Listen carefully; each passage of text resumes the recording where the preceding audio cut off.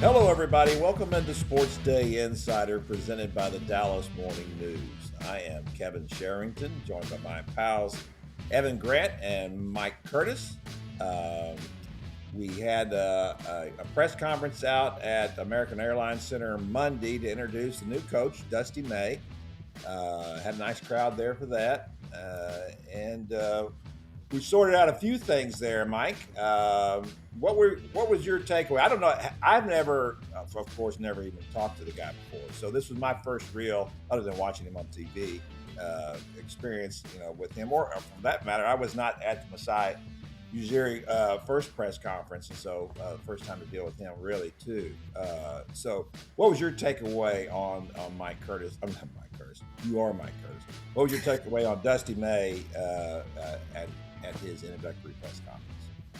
Yeah, from everything I heard from talking to people who are close to Dusty, who know Dusty, before this press conference happened, is that he was a communicator and he was able to clearly communicate exactly what he wanted to do, exactly what he thought. And I think he showed it in that press conference. He was able to lay out a couple of his goals. He was able to tell stories about his first impressions of Cooper Flag. He was able to kind of speak directly to everything that Masai Ujiri and Mike Schmitz has been saying about having that dedication to win. I think it's interesting because he said, "I think we can be good sooner than a lot of people think." So that may indicate that they're trying to get the ball rolling next season. Yeah, I was impressed with him too. I don't expect a lot out of coaches these days, as far as they so many times. Obviously, they don't want to tell us anything. The less they can tell us, the better, is the way their motto. But there's a happy medium there. You don't necessarily have to be telling people the state secrets without at least just give us something. Just throw us some meat out there, right? And you're right. He told stories. He told stories about Cooper Flag and about the experience of one of his own players at Michigan playing against Cooper Flag, and his point was it was in April and in some camp somewhere, and how hard Cooper was playing, Yeah. and playing hard all the time, and that is really kind of the one of the takeaways for me from all of that. My editor told me that in my column he really couldn't pick up a theme. I said, that'll happen sometimes. I don't really have good themes. Every once in a while, I just kind of like to scatter shoot a little bit. But at any Well, wait, rate, let's call out the editor here because I want to get you in trouble. Who is the Damon editor? Marks, yeah, that was him. Yeah, that's what he said. Well, I questioned Do you have anything you want to say about this, Kevin? Has that just hit a nerve with you? Well, I just questioned the headline. I wasn't really sure this was the headline that goes with this column. And he said I had a little trouble determining the theme, to be honest. Oh, And I Kevin, it's love not my your editor to be position to honest. question anything. Just write and And shut up. Evan started the pot a little bit. He is. He's always stirring the pot. But my point was that he was able to tell stories and about people, and one of the things that is a takeaway from all this, obviously, is that how is a college coach going to make the jump here? And Mhm. what he said, and what I thought kind of from the jump, was that, look, I don't have a problem with the fact that he's a college coach. He may not work out, but if you'd have hired an assistant coach, he may not have worked out either. A longtime Mhm. NBA assistant.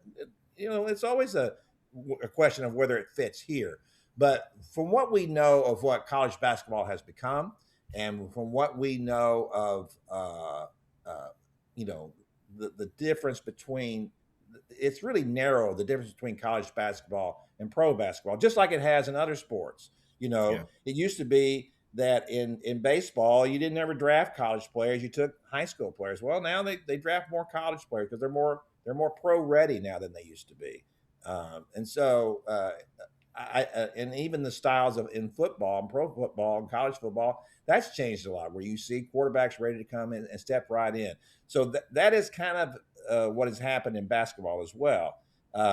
And I think one of the things that stuck with me, and I don't know if this did with you, but when you talk about, one of the things that Dusty said after they won the championship is that we were all outcasts, meaning himself, the players that transferred there, and by that he meant guys who were just kind of worked their way up. They weren't necessarily blue bloods and got to where they are. They're hard workers, they're grinders, and that's certainly what Dusty May is. He's a grinder. He's a guy. He's a basketball junkie, a guy who loves to go watch basketball, go watch it in Europe and see all that. And I think when you look at the fact that he wanted to come here, he talked about checking the boxes, right? Yeah. And when Brad Townsend asked, "What boxes are you talking about?" It was A, DFW airport, so his wife can go see his kids or their kids anytime she wants to. B, Cooper Flag, and maybe that was really first, Cooper Flag, and C, no state income tax. And so pretty big things there, right? But the fact is that we all know what kind of player Cooper Flag is, right? And now who do they draft with their first pick? Well, they got Mavs Johnson Jr. from Michigan, and he's a very defensive, lengthy, big man.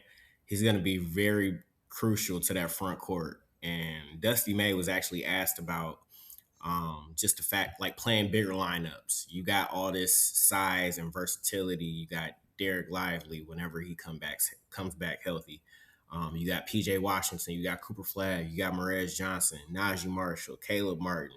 We don't know what the roster is going to look like, but you got a lot of guys who can defend, who are long. And he was asked, like, do you plan on playing bigger lineups? And I thought his answer was really insightful. He said, one, he hopes to accomplish two things. He has two goals. One, to be enjoyable to watch for our fans. And two, is to be equipped to win any type of game, a regular season shootout, a knockout slugfest, or a playoff slugfest. With that, you need lineup versatility, you need a deep roster, and you need guys who really care about playing off of each other. I thought that was really interesting because if we look at how the Mavericks have played over the last two seasons, especially since Luka Doncic got traded to the Lakers, it hasn't been fun. It hasn't been enjoyable. Brutal would be my word for it. Some nights I don't know how they're going to score. I think sometime last season, Cooper took a game off, but he wasn't able to play. And I straight up asked Jay Kidd, where are you going to get your offense from? And he couldn't do anything but laugh just because he knew what he was working with if Cooper wasn't on the floor. So this is a team that needs three-point shooting. They need secondary playmaking. So there's a lot of work that needs to be done going into free agency. But I thought that was really interesting from what Dusty said about just having that versatility. All right, so let's talk a little bit about the free agency because now that is underway, and we see guys getting retained. I say like Kristaps Porzingis signed a 2-year deal with the Celtics, which was I think was fairly team friendly, which they had to do. They had to have a big man. They didn't get Giannis Antetokounmpo, and that is going to be sticking their craw probably all off season. So. I don't think that and we found out that Kawhi Leonard, that was not happening. He is probably going to Toronto, right? And so I would expect probably no big swings here. I'm not going to rule it out. The possibility of something happening, like you said, because Dusty did say they'd like to win sooner than later. But give me an idea of who you think will be coming back. Who was on the roster last season? Yeah, so they're gonna have 4 free agents, unrestricted free agents. That is Marvin Bagley III, Chris Middleton, Dwight Powell, and Brandon Williams.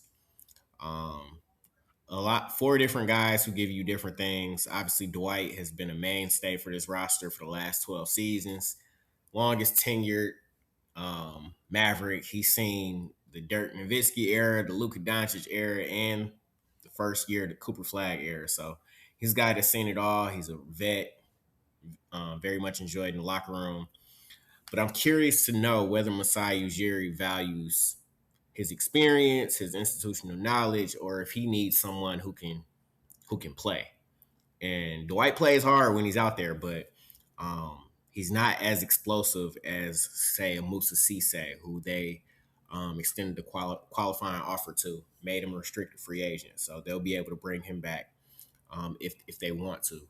Marvin Bagley III, he provides floor spacing. He can put the ball on the floor and score. So he gives you a different skill set from kind of some of the other Dallas big men that we're used to. We're used to seeing guys like Gafford and Lively, rim runners, lob threats. That's not Bagley's game per se. So I think he'll have a lot of interest. The thing about it, he's gonna, especially after the year he had and how he finished the season, he's gonna have a lot of attention from other teams, and he could command more than the mid-level exception, which is $15 million. I know Dallas has that to work with. Chris Middleton, I don't see as a guy who could be back. Honestly, I think he wants a bigger role, and coming back to this team where he's going to be playing behind Kyrie Irving, Cooper Flag.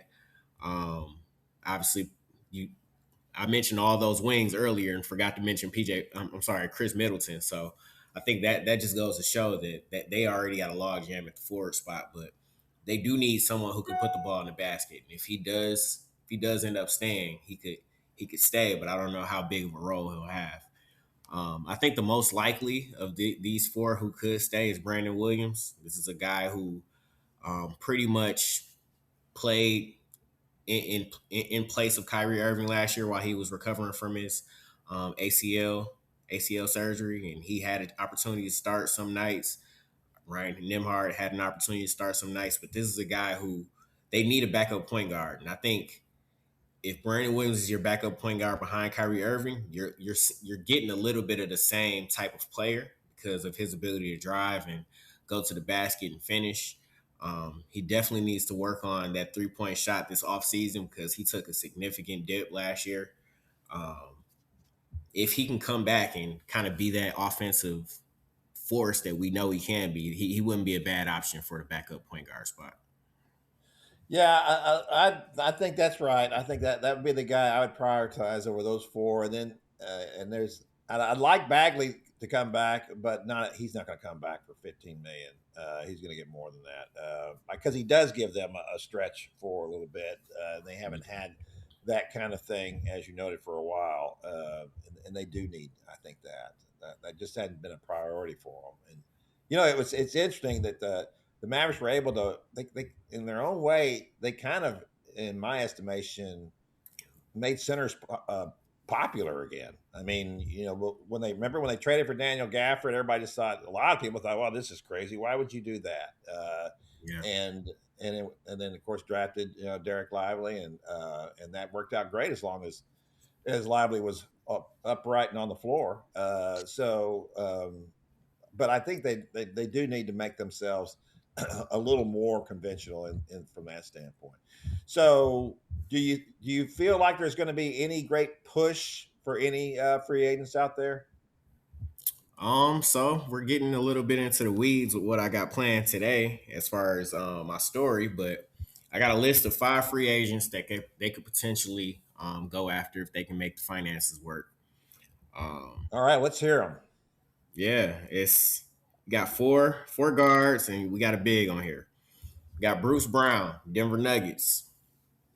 He averaged 7.9 points, 3.9 rebounds, 2.1 assists last season with the Nuggets. Obviously, he didn't have the year that he had once they won the championship, but he came back and gave them a guy who can score. He can shoot the three.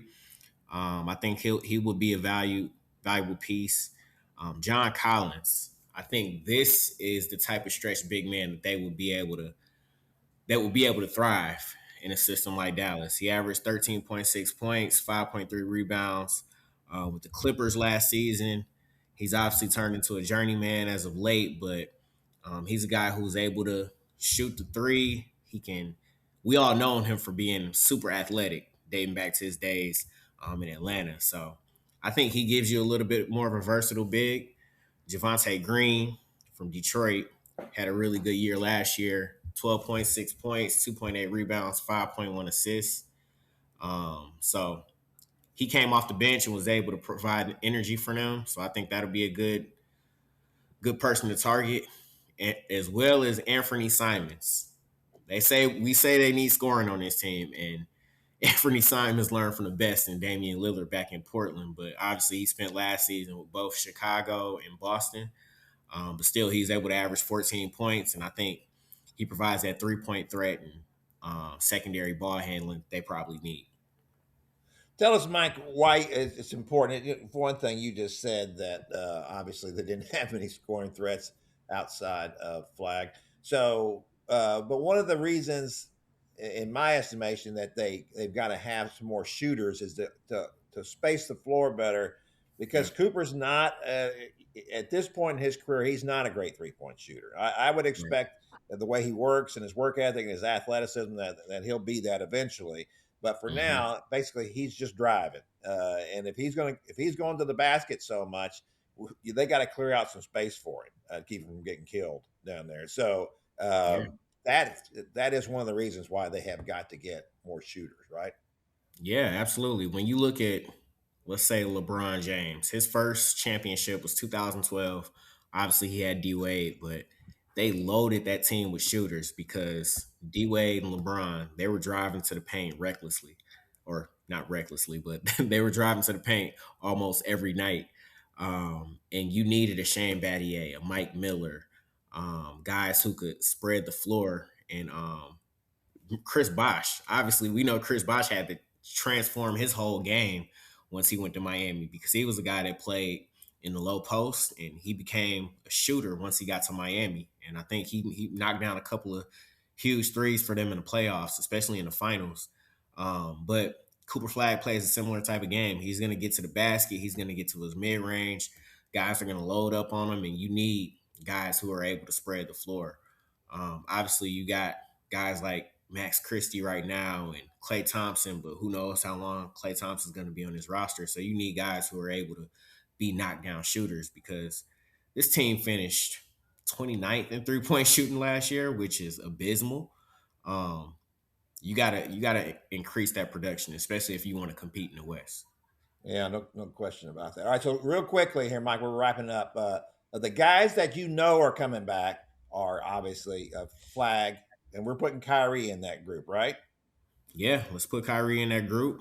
See how it works, at least until the trade deadline. Then they may be able to reevaluate. But Dusty May is looking forward to coaching Cooper Flag and Kyrie Irving, who he says he's going to lean heavily on. Yeah, he said all the right things about that too, didn't he? Yeah. We know what Kyrie has thought about some of the coaches he's had in the past, and he was great with Jason Kidd, but he had a relationship with Jason Kidd too, a Hall of Fame point guard who won a title as a player. So Kyrie had all the respect in the world for him, and vice versa. So it worked out great. But he did say, Dusty May did say all the things he needed to say about wanting to work with Kyrie. So we'll see how it works, and if it doesn't work long term, well, it may not have to. We'll see. Maybe by the end of February that'll be enough. All right, we appreciate it, Mike. Thanks for coming out, and we'll be back with you some more if we see what the Mavericks do here as they build another roster going into Cooper Flag's second season. Thank you, sir. Yeah, anytime. It's the busiest time of the off season, so I'm enjoying it. Absolutely. All right, there goes Mike. I was at a Dallas Morning News pop-up at SMU. What's we're calling those pop-up a little thing here where readers come out and listen to us explain why we do what we do, and we hope that the readers go away feeling pretty good about that. It was at SMU last night. It was all very nice, and one of our faithful readers, Jeff Nelson of Arlington, that's how he introduced himself to me, Jeff Nelson of Arlington. And of course, I recognized his name right away because he does write to us fairly frequently, and always great to hear from him. He had a request, Evan. He wanted to know how our round of golf. He was hoping on the podcast we talk about how our round of golf went. We played at Stevens Park on Friday with two gentlemen, a retired firefighter and a retired postman, two great guys who put up with our shenanigans on the course very well, very gracefully. And I had a good time. I think you had a good time. It was a lot of fun, but boy, it was between the two of us, it was a lot of bad golf. Oh, there was. But Kevin, really, do we want to focus on the bad golf, or do we want to focus on number 1 for me and number 18 for you? Yeah, that's the way to do it, isn't it? See, and I have to tell everybody, I've never seen Evan play, and Evan, you hadn't played in like 35 years, and so I'm not expecting very much here, right? And first hole, Evan gets up there on the tee box at Stevens and puts it right down the middle. He's on in 2 and 1 putts. He's a birdie on his first hole in 35 years. It's like, my God. And of course, I'm just, hitting the ball all over the place, because I have played occasionally over the years, but I'm just not very good. As we talked about, Tim Calishaw once challenged me and said he could beat me with 2 clubs, and he did, a 5-iron and a putter. So at any rate, but Evan played really well. And then it was hot out there, and we didn't really have anything to eat or do any of that kind of stuff. And I think Evan kind of ran out of gas a little bit there. And I think it started to sink in. Just the pressure of that first hole finally started to sink in. The pressure of I mean, I have not hit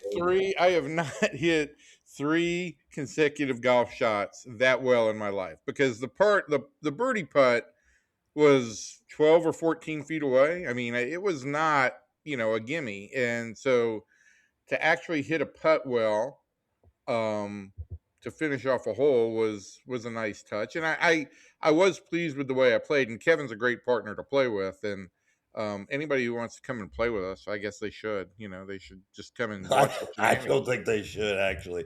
But it did turn out better towards the end, and it was fun. No, we had a good time. I love that course. It's a great course, man. It's a great city short. Course. It's really short. And when you play because the other guys want to play from the senior tees, so you're knocking off like 100 yards sometimes on some holes. So, but it was fun, and I enjoyed it. I just love that. I love the course. I love that area of Dallas. It's just terrific. It's so pretty. It really is. And listen, Kevin, you didn't finish off so badly yourself. By the last 5 or 6 holes, you were drilling everything. So, well, I got to hit it a little bit better. I was really disappointed because I'd gone to the range the day before, or a couple of days before, and I hit the ball pretty well. And I had not. I played on a par 3 course at my niece's wedding in Missouri last year, and I guess I'd played. My sons and we play every year in Hot Springs when we go there, and so I guess we played over there, but I don't play much anymore, and that's one of the things I'd like to do now as I get into my dotage here. I'd like to start playing some golf. So that's for Jeff from Arlington. I appreciate you asking, Jeff. I hope that was. And we'll keep up with all our golf reports, because this is going to become a regular thing. Me and you. It's going to be a golf podcast. That's what it's going to be. Yeah. We'll talk about that guy, Scotty Scheffler, and how he does. And I thought Scotty was going to win that playoff at the Travelers the other day. He did a great job coming back. Maybe that's what we'll do. We'll go out and play around with Scotty Scheffler and do the podcast while we're playing around. Don't you think that Scotty would love that? Oh my God, he would just enjoy it. Play with a couple of hacks like you and me. Oh my gosh, that'd be hilarious. I'd like to hear what his patter was for that. All right, well, let's move on to something more interesting to the listeners, and that would be the Rangers, who last week Evan told me I should just write off the Rangers. I should say the season is over and this is it. And so, because I just do what I'm told, that's what I did in the Sunday column, in which I said that Ray Davis is not going to pay to bring in whatever that they need, because now they're needing so much. They need pitchers. They need starting pitchers. They need a starter. They need a reliever. They maybe need a hitter. That's a lot to get at one deadline, and there's no way Ray Davis is going to do that. So, of course, what do the Rangers do? They reel off 6 straight wins. Five as we record this. 5 as we're recording this. That's as many as they've won in a row all year. Sweep the Blue Jays in Toronto. Not just a sweep, but a 4-game sweep. I mean, nobody wins 4 games on the road in a series. I mean, listen, when's the last time that's happened? As we record this on Tuesday, well, the Rangers did it in 23. They swept Toronto in 4 games in 23 in September as they were starting to get things back together. So And you're maybe saying this is a sign they're going to the World Series and winning because they did the same thing they did in maybe 2023. there's an omen there. I don't know. But here's, Kevin, the thing that stands out, right, is you win those first 2 games in Toronto and you go all out to win them because you know you've got no starter on Saturday and you're not sure what you're going to get from Rocker on Sunday. And then you have no back end of the bullpen guys available either day because you had worked Latz and Junis so hard early in the series. And then then Wyatt Langford gets scratched with a hamstring injury and ends up on the IL, and it just goes on and on. And so, what they have done over the last 5 games, they've won 2 games started by as bullpen games. They won 3 straight now without Langford. They had on Monday, they had Langford, Peterson, Seager, and Brandon Nimmo, who now has a sprained AC joint in his shoulder, on the bench, and they still beat, a Cleveland team that's above 500. And it's really hard to predict this. It's impossible to predict this baseball season, but what I liked the most and what I thought I heard from Ranger personnel last night, from Skip Schumacher and from Nimmo, who got a unique seat to watch the game, is just how willing the Rangers are to focus on doing what it takes to win the game and not necessarily, getting off their best swing or this or that, but doing what is necessary to win. Yeah, they are. Of course, things that happen, and of course they won 6-3 on Monday night, so that wasn't a pivotal run. But they bring up Cam Collin, he gets a triple, and then he ends up scoring. So that Game looked changing nice. triple, a game changing triple. Yeah, I mean, and look, the question that I have to ask is this sustainable? When you have all these guys who are the key pieces of your lineup, and they keep getting hurt, and now when you see, I mean, Josh Young and Zeke Duran have kind of fallen off a little bit from their really hot starts. Are they going to be able to sustain? Because that was one of the reasons I was kind of believing in their offense, was because they were getting such great comeback season from both of those guys. And you could and Jock Peterson, you have to throw him in there. I mean, his OPS is over 800.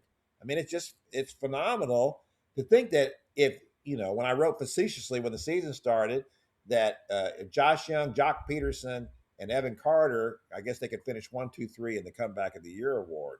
But at this point, they'd have 2 of those guys. Now, not Evan Carter, but they got Josh Young and Jock Peterson doing that. And Zeke Duran wasn't even on my radar as somebody who would be any good. And he's kind of been playing all over the place now, trying to make up for all the guys being hurt. So, but do you feel, Evan, that what they're doing, the way they're winning right now, is sustainable? Well, certainly they can't win without Langford. Without the number of guys that they had out of the lineup yesterday on a continuous basis. That's just going to be a real challenge. But I do think what we're seeing that, first of all, let's just address this. Maybe, Seager is going to miss 40 games every year. Maybe these are his 40 games that he missed, and maybe he'll be healthy for the second half. Same thing with Langford. Maybe he gets through this hamstring thing, and that's his 30-game hit that he seems to take every year. And you'll have those guys healthy for the second half of the year. But you look at this team right now, and I'm just looking at the leaders in WAR contribution right now. Jake Berger leads this team in WAR. He's been on fire for the longest extended period since he's been a Ranger, and has pushed his OPS to 764. He leads the team in RBIs by not a little. Peterson has been hot all year, and so I guess what I'm saying here is, offensively, you could at least see a vision where if you're down a guy or somebody is struggling, there might now be enough productive bodies to pick up the deficit. And then when you factor in that there is a bottom half of the lineup now, and what a godsend Nicky Lopez has been off of the waiver wire, for crying out loud, that is willing to do whatever it takes to advance the ball and advance runners, you increase your run scoring optimization. And I think that's a little bit of what we're seeing over the last week. Now, it's hard to it would be hard to take a 5-game winning streak and say this team is fixed, they're back, everything is okay. But when the American League in general and the American League West in particular has been as mediocre as it has, a 5-game winning streak was, a race changer. The Rangers lead the division now by a game and a half. Yeah, they were, and they were like fourth before that. So it has been crazy. All right, speaking of Jake Berger, I got a question for you. He told Sean McFarland and the media up there the other day. He was talking about one of his teammates and how he had played through an issue. I can't remember who the teammate was at this point, but the quote was, he showed a warrior mentality, which is something we need to see more of on this club. And I'm wondering, what do you think he meant by that? I listen. I think he was talking about Cal Quantrill and the start that he made, right? Maybe. Um, Yeah, that's what it was. You're right. That's what it was. and I think again, it's just this. I don't know what the right word to describe it is, but if I say intensity, people are going to take that in a negative way, and I don't think it's meant so much as a negative connotation. But look, this team is a team that by and large is very businesslike, very even keel. There's not a ton of emotion. We've been over that time after time after time. They I think reflect their star Cal. player. What's that? They reflect their star player. Yes. I think that Cal has something to prove right now. I think he went out there and he said, look, I don't know that anybody expects a whole lot out of me. I am going to be determined to show people that I can contribute here. And there haven't been a whole lot of statement outings like that for guys on the bubble. And so I think that's part of it. And then, I do think this team could, for lack of a better term, ramp up a little bit how they go about things. And I do think you're seeing little bits of that, but I'm struggling with words here just basically because, You really are struggling. I mean, the You bottom don't line think is, you don't the think bottom line is he's challenging his teammates to like, guys, let's really put it into overdrive here. And I don't think that was unwarranted. Yeah, I don't think so either. And I think that's probably what he meant too. But you don't think he was pointing at anybody in particular? No. Okay. Okay. Yeah, that would have been surprising to me. That's not the kind of guy Jake Berger is. Is not going to call people out publicly. At any rate, yeah, I think they could use a little bit more of that too. No question about it. That's one of the things when Adolis Garcia got hurt in Cleveland, they talked about how much they were going to miss him because he kind of started to heat up. But one of the things that Donnie Ballgame talked about was that how popular he was in the clubhouse and how much he meant to them. And that was the same thing he brought here, right? That he had that kind of personality and that he was that kind of player, and certainly a dramatic player. He just, it was time for Adolis to go, but he was to me the essence of that World Series team. Just the way he played and the drama that he brought to all of it. It was just a lot of fun to watch. And there's not a lot of guys on that team like that now. There are guys that play hard, but they don't always deliver, or pretty much hardly ever deliver, and that's been kind of the issue so far. So let's talk about a little bit here. So last year, as you pointed out, and as you made me write in that ill-fated column that ran on Sunday, that Last year they got to 5 games over 500 at the trade deadline, and things still didn't work out.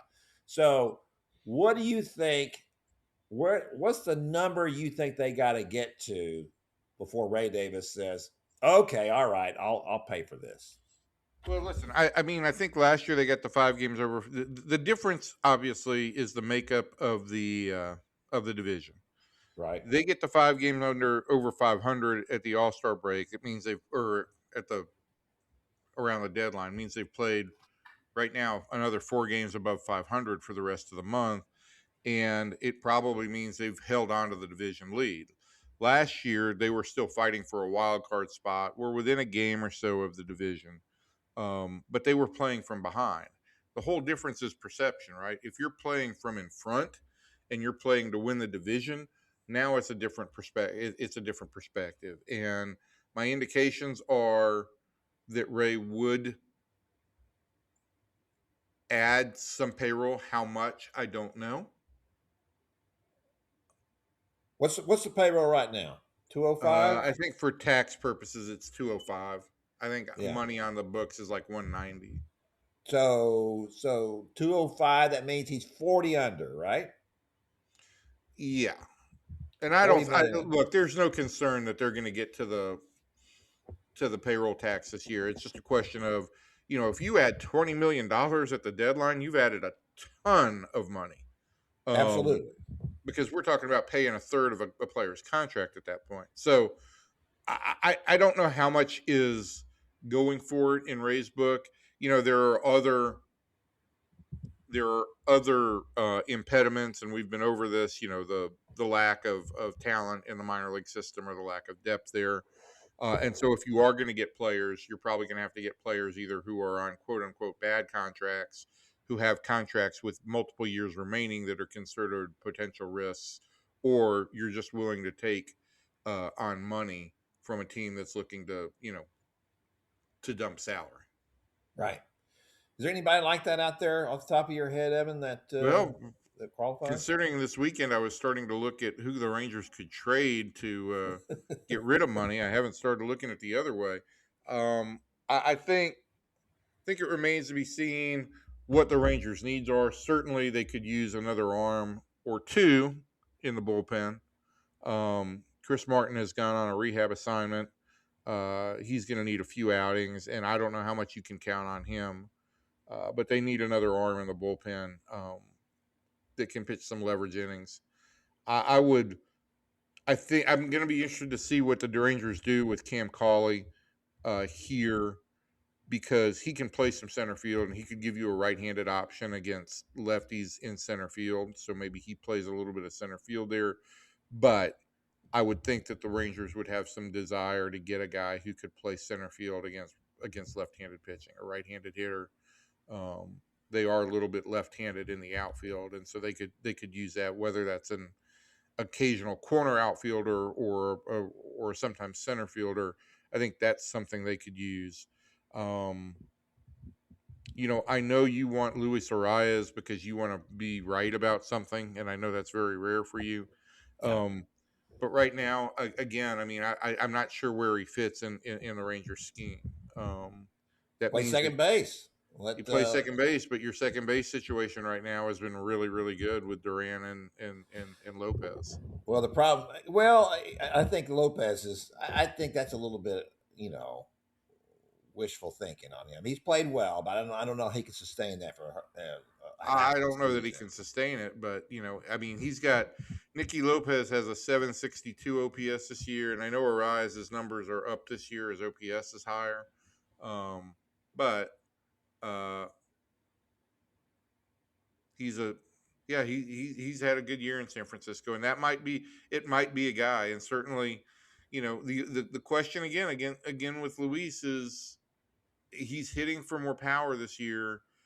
I also just wonder how much the Rangers can add left-handed hitters. I feel like they are a little bit too left-handed with Peterson as the primary DH, Nimmo, Carter, Seager. It's good balance a lot of the time, but I think it also really puts you in a tough spot against lefties, which once again shows like how strange this game is, because somehow the Rangers are 11-8 against left-handed starters this year. I don't get it. Yeah. It's a lot of weird stuff, but at least the good thing about all of it is that here we are. It's nearly the 1st of July, and the Rangers are still in it. So that's always a good thing. If it gets to be this part of the season and they're just scuffling and they're in third or fourth place and hoping for a wild card shot, and I really can't. That's the thing about this season. If you can't get into the playoffs this year, when are you going to get into the playoffs? I mean, it is, there is so much parity in the league, and I know that the Yankees look really good. I know that Tampa Bay looks really good.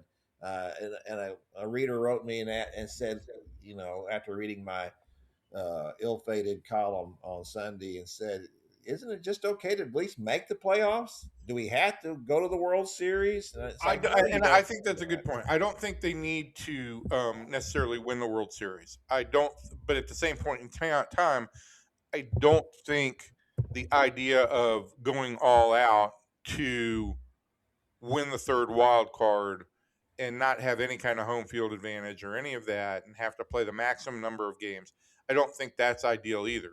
But now the division is very much in play. And if you've got a chance to win the division, then you've got a chance to host a first round.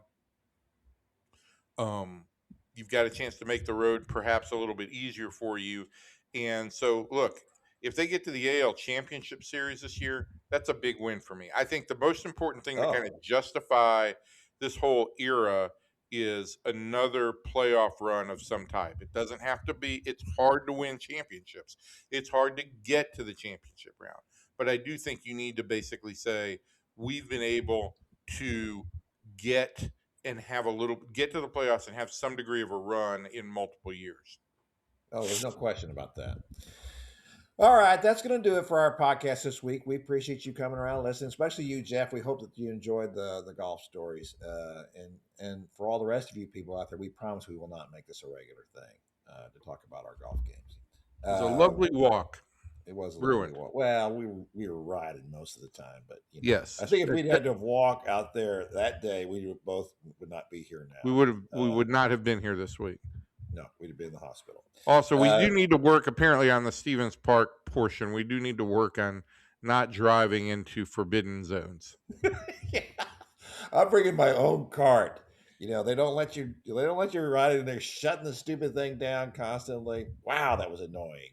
That was First time that happened to me, I didn't know what was going on. We figured it out there. They didn't kick us off, although they kept telling us we were behind, too. That was the other thing. We were playing too slow. We're 10 minutes behind. We're 11 minutes behind. We're 18 minutes behind. Kevin got very obsessed with that. And as I said to him, that's the one thing I really want to do when I'm playing golf is I really want to worry about my schedule. That's. I felt like I should go in after it was over and apologize for the fact that we were 18 minutes behind. I think if you know what. Yeah. There was nobody behind us, but what the heck. We did fine, Kevin. We did just fine. We did. We had a lovely lunch at S&D Oyster Company. Yeah, that was great. That was the best part. It was kind of like your mom comes and gets you, and you've had a bad day, and she takes you to get ice cream afterwards. That was kind of like that was. We didn't have a bad day, but we didn't have a good day of golf. I'll say that. But we had fun though. That's all it matters. And that's what golf should be about: kinship and fellowship. Absolutely. Okay, so that's smacking them balls. All right. Absolutely does it. So from everybody in here to everybody out there, thanks for